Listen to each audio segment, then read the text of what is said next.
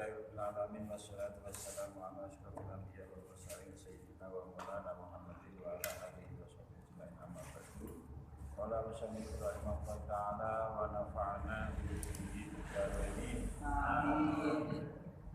Bismillahirrahmanirrahim. Wa sunanuhu khamsatu asya'a. Masih melanjutkan tentang bahasan mandi, bahasane adus. Salah satu ketika orang itu junub ya, atau hadas besar maka wajib mandi. Kemarin ada berapa orang atau asbabul hadas besar kemarin, orang yang menyebabkan hadas gede. Alhamdulillah ini ada berapa? 6 ya, ketika itu terjadi maka wajib mandi. Kemarin harus dibahas masalah apa fardune mandi. Terus ini sunah ini kapan dilakukan oleh pahala dan ditinggalkan oleh pokok tidak apa. Wa sunanuhu utawi pira-pira sunahe gusel khamsatu asya'a iku 5 pira-pira siji-wiji. Sunah-sunahnya itu ada 5. Yang tertulis nang ngene iki. Walaupun sebenarnya tidak hanya 5 tapi banyak. Iki sing paling penting ana 5 sing disampaikan. At-tasmiyatu rupane maca bismillah. Maca bismillahirrahmanirrahim. Maca bismillahirrahmanirrahim. At-tasmiyah. Sadurunge adus disunahno maca bismillahirrahmanirrahim. Tapi macane bismillahirrahmanirrahim dieling-eling diniati zikir. Terus nek wis nang jeding ya berarti macane nang ati. Ya. Karena nang jeding gak oleh dienggo maca Quran, gak oleh dizikir, gak oleh digawe utawa dienggo barang-barang sing wajib dimulyakno koyo Quran, itu gak boleh, ya haram. Makanya nek nang jero niat macane apa itu bismillah ya nang ati. Nek kadung nang jeding. Nek durung siji mana nek apa mau durung nang jeding ya. Gak apa-apa, tapi nek kadung nang jeding ya macane nang ati. Niat iki ya nek maca nang ati gak perlu pikir gak piye-piye. Masalahnya maca misalnya maca nang jero di luar jeding ya. Ini harus biasa ya. Jadi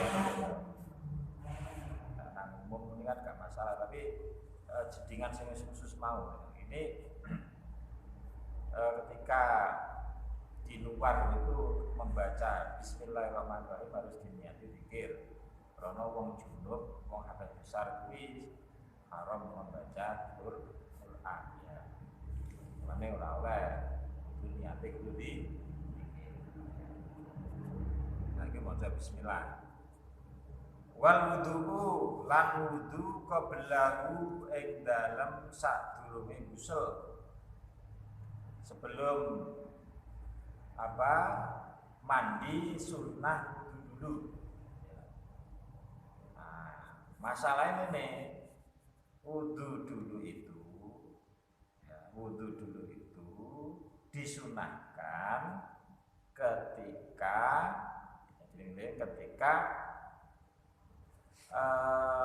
sebelum junub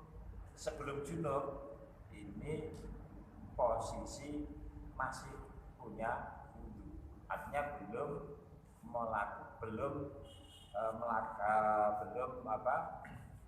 sebelum junub dia masih punya wudu lah gambarnya.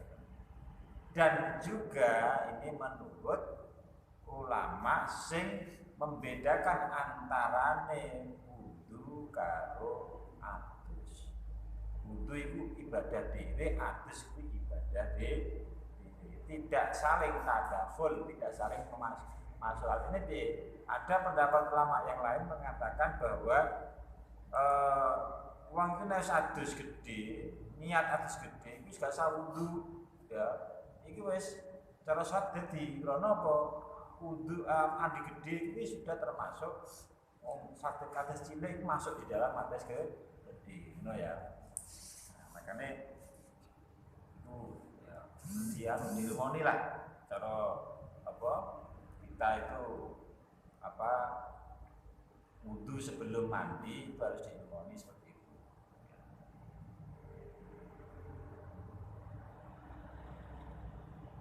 Harus dilumoni seperti itu. Masalahnya kapan kita mengikuti ini bahasan siratul jero maksudnya bahasan fikih khilafiyah ya. Misalnya mengikuti pendapat ulama sing tidak ada tadakhul antara wudu karo mandi, maka sebaiknya dilakukan setelah mandi. Sebab itu wudunya dilakukan setelah mandi. Ya. Simpelnya ngeten mawon. Jadi wudu sebelum mandi itu sunnah ketika apa? Sebelum mandi itu dia masih mempunyai hadas kecil apa mungkin contoh jadi waktu dia kuwi misalnya tidur jamaah gitu. Wis wudu posisi wudu terus nunggu nanti imam keturun dalam tidurnya tadi apa nyipi istilah kan terjadi seperti itu kan ya. Akhirnya kan wajib mandi. Wudunya kan cek deh. Karena apa? Dia udah batal, dia wudune apa?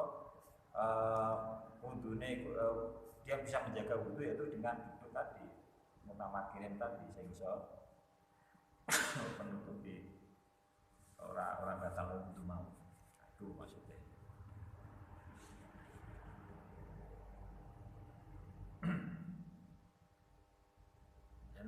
Kapan ikut anu mau ya kudune ya bar adus umume wong adas gedhe ku ya adas cilik umume lha selama ya kudune mau bar apa di bar adus nah ya umume lho tapi ketika wudu qablahu itu jadi sunnah mau ketika dia bisa menjaga atau belum batal wudunya.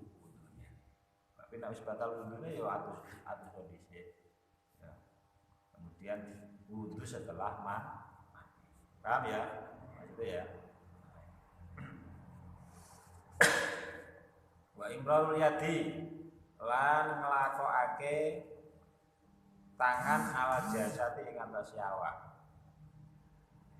Nglakono tangan ala jasati ing atase awak. Maksudnya awake dikosoki. Jadi sunnah ketika mandi itu ngosoi awak baik dengan tangan ataupun dengan yang lain misalnya dengan kosok yaitu kain untuk olah sing penting tangan apa itu awak itu dikosoi sing ya maksimal mungkin sikile kabeh dikosoi itu sunnah. Wal mualatu lan nuli-nuli. Wal mualatu lan nuli-nuli. Wal mualatu lan nuli-nuli artinya seperti wudu kemarin bahasane ketika membasuh belum sampai garing kemudian disusuli membasuh lagi itu namanya mualah. Ya.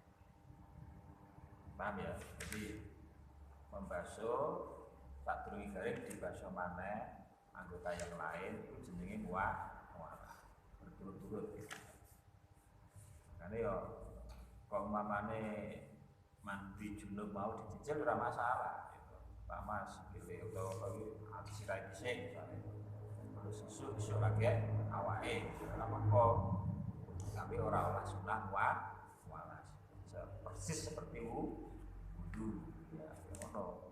Wajah dibasuh sudah garing tidak nekono sak jam lagi basuh tangan misalnya kira apa tapi ora oleh kesunahan mualah.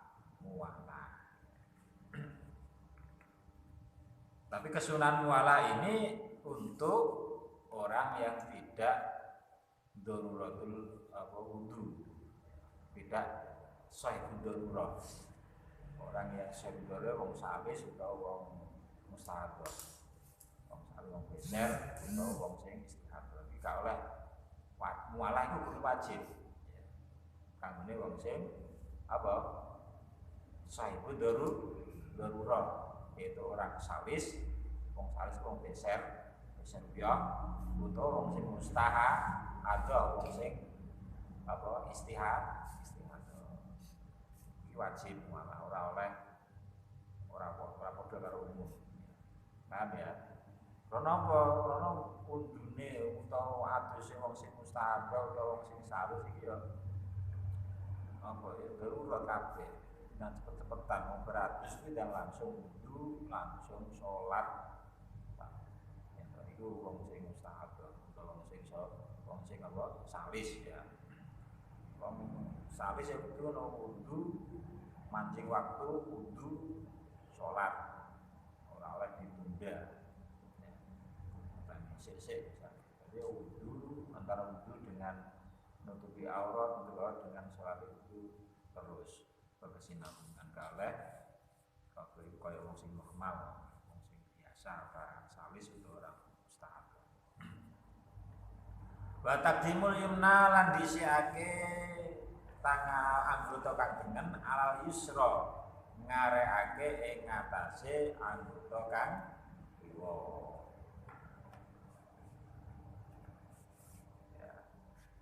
Mendahulukan anggota yang kanan,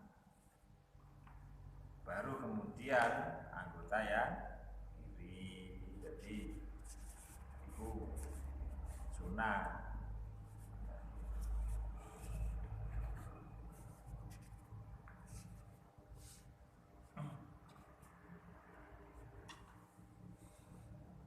Lesarai.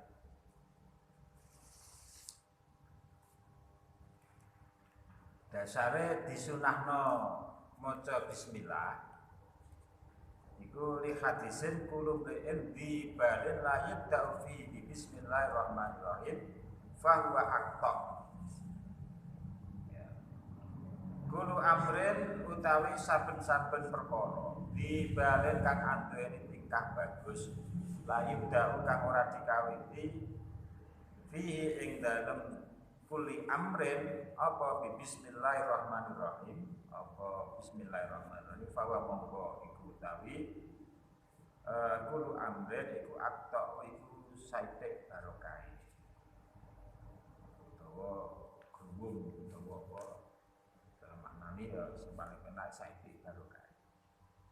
Yu hadis kullu amrin di badan la yabda'u itu setiap perkara yang penting ya yang tidak dimulai dengan bismillahirrahmanirrahim maka akan kurang barokah. Mane mangan wis sunah maca bismillah. Karena itu termasuk kullu amrin bi batin. Peturu ya aja lali maca bismillah. Termasuk ape adus ya maca bismillah. Nek ngising aja ngising Bismillahirrahmanirrahim. Allahu Akbar ya kata iki. Aduh. Ngeden-ngedeno tapi aja karo maca bismillah ya. Ngisi kok maca bismillah. Allahu Akbar barang perang kok bisa.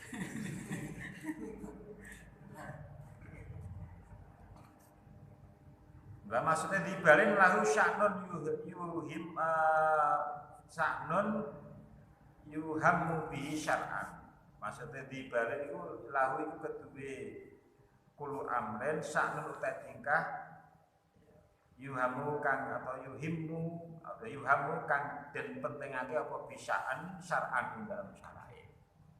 Akta utai lemana akta itu nakisun itu kurang wa qalilul barokati lan sithik barokai.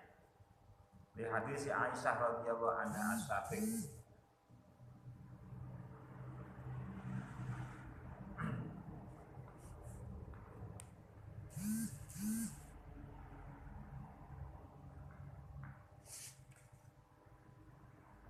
terus sare maneh imrul yad alal jasad iku khurujan min khilafi man ajabahu wa hum al malikiyah.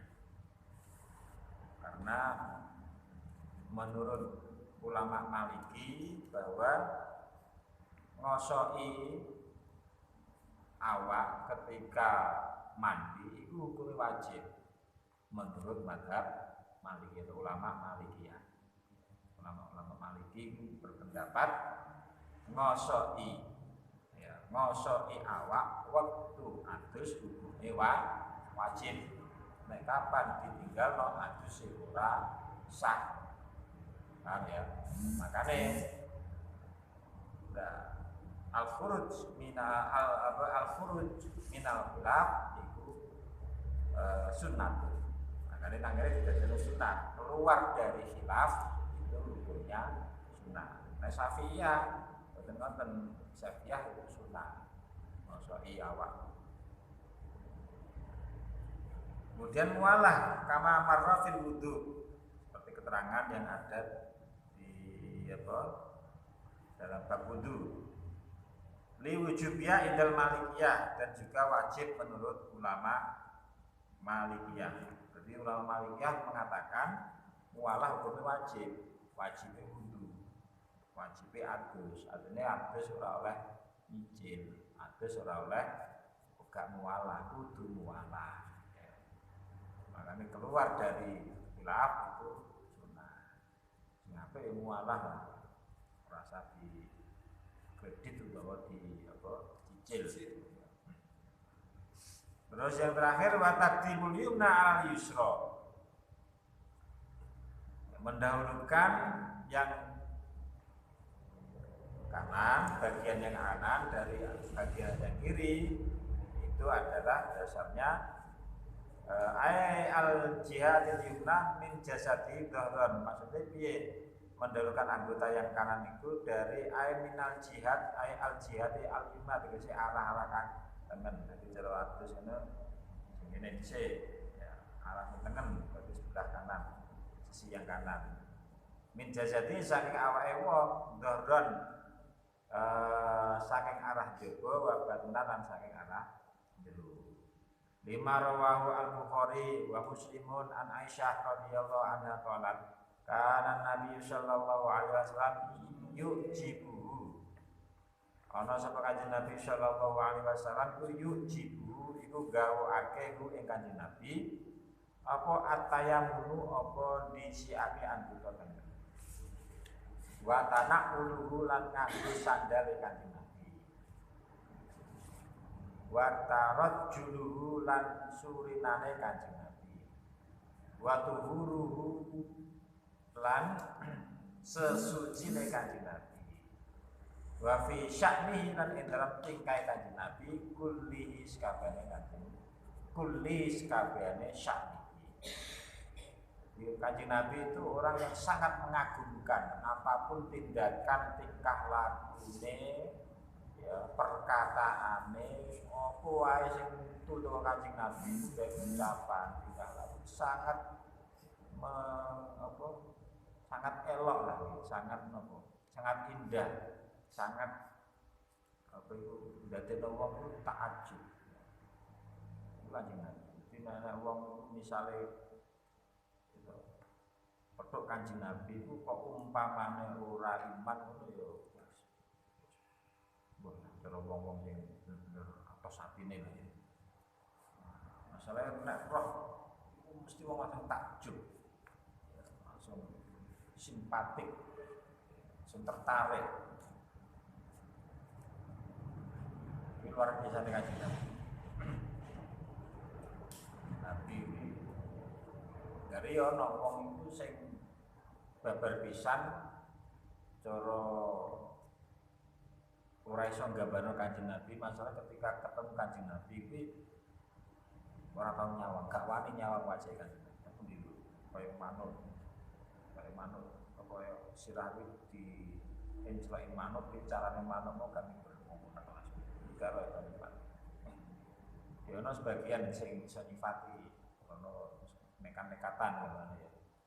Dadi wong nyawang aurane Kanjeng Nabi wajahe itu wis akeh sing gak kuat. Aurane luar biasa. Wong petuk simpangan tok wae kuwi. Nek ngerti Kanjeng Nabi terus iman wae wis makomae wis sahabat. Ya, dikatakan sahabat. Sak cilik-cilike sahabat, sak rendah-rendah sahabat itu sak api-api tadi, ngono ya. Enak banding. Jadi makom sahabat itu tidak ada yang membandingi. Sak ala-ala sahabat, sak cilik-cilik sahabat itu sak api-api umat. Sak isore gak api-api, maksudnya ya sak alim-alim wong sing isore ya ora enak apa-apane, sak budune. Ya sak budune sahabat. Masalah sahabat itu langsung aja Nabi, sahih syariat. Nah, makanya cukuplah derajat sahabat itu sebagai apa? Sebagai kemuliaan itu orang makanya khairul qurun qarni. Dari Nabi sahabat qurun itu qurunku. Qurun di Kanjeng Nabi akan gurih tambah tambah elek. Terakhir ya elek dhewe wong sing menang kiamat wong sing paling elek dhewe. Wong iki sebenarnya wong iman gak ngarah untuk kiamat. Orang ngarah untuk kiamat gak ngarah. Menuju kiamat gak roh. Ngomong satu saya bahwa iman itu sebenarnya ketika mau kiamat itu kalau Gusti Allah dipaten dhisik cabut kabeh nyawane. Ora menangi wong elek alhamdulillah sampai awal dia menangi dia ya bangga dari saksi sejarah aku sudah menangi sejarah kiamat ya. Salam ya.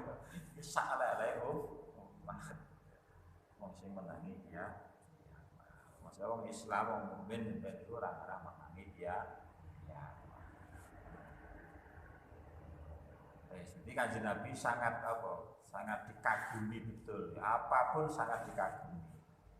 Termasuk tayamune, seperti Nabi apa tingkah kuwi ya mulai dari wis kabeh wis tuntunane wahyu kabeh, termasuk iki termasuk kita rezeki yuk jibu at-tayamunu. Tayamune mesti disine tangan bagian sinten sandalane ya ngono, wae sandalan iki ya disine tangan wis singgah sinten wis betul-betul wis uswatun hasanah.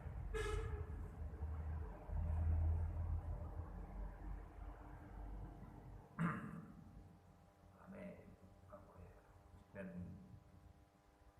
pengen atau nawa pengen kepethuk kekasihmu pengen kepethuk Kanjeng Nabi ya dan iso nglakoni sunah-sunahe sak iso-isone kuwi sing mamponi kuwi dilakoni ora kok kuwabe nek kabeh gak ana di sing isone lakono jenenge kaya mlebu metu omah kan mesti gampang ya Kanjeng Nabi nang mlebu omah itu mesti di sini sikil ya metu gawe sikil ya ya gampang toh orang bayar gitu gratis lah ya gratis dilatih maksudnya dilatih ya.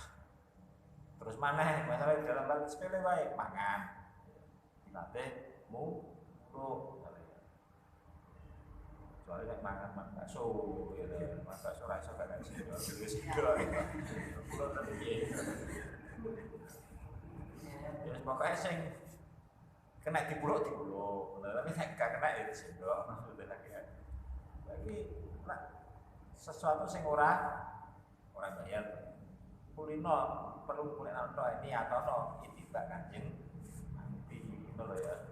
Jadi di sing kuwi pegawaian apik sunah ya niatana termasuk niat itibak Kanjeng Nabi. Senajan hal sepele wae mangan masalah apa itu gawe sandal ya ngono gawe sandal sing apik piye disina sikil tengen lu nek gawe sandal lagi sikil ki kiwa ya terus engko nek nyoplok disina sikil kiwa ya Disana sikil iki warna nyoplo. Tapi nek gawe disana sikil tengah. Nah, saiki cara lewat kon praktek. Aku praktek ya. Karo guyonan kok praktek. Betul. Metu masjid, metu omah kuwi sunahe sandal apa itu sikil kiwa sikil tengah metu. Metu sikil ki sikil kiwa gitu. Nek mlebu mau sikil lah pas metu gawe sandal oke coba praktek. Ya toh. Lah sandale mau sunahe ya toh. Nek gawe sandal sikil tangan ya toh. Lah pas metu sikil kiwa piye?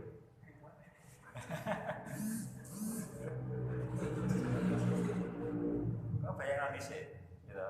Metu teko omah, misalnya omah iku bersih gitu, suci, untuk ke masjid, ke mushola. Kan disunahno metu iku sikil kiwa. Tapi gawe sandal iku sunahe sikil nah, pas metu kan disambut sandal gitu.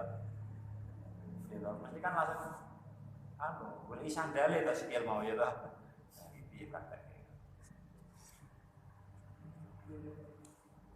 Wae tanah ulu, tanah kan dhisik karo tanah ulu lapsu anak lah tegese lapsu itu nganggone Kanjeng Nabi anak lah. Taruh dulu iku tasrihu sya'ri rasihi iku nyureni sirahe Kanjeng Nabi, maksudnya rambutnya Kanjeng Nabi, rambut sirahe Kanjeng Nabi. Tuhuru, utawi dawuh tuhuru iku wudu iku wudune Kanjeng Nabi bagus luran aduse Kanjeng Nabi.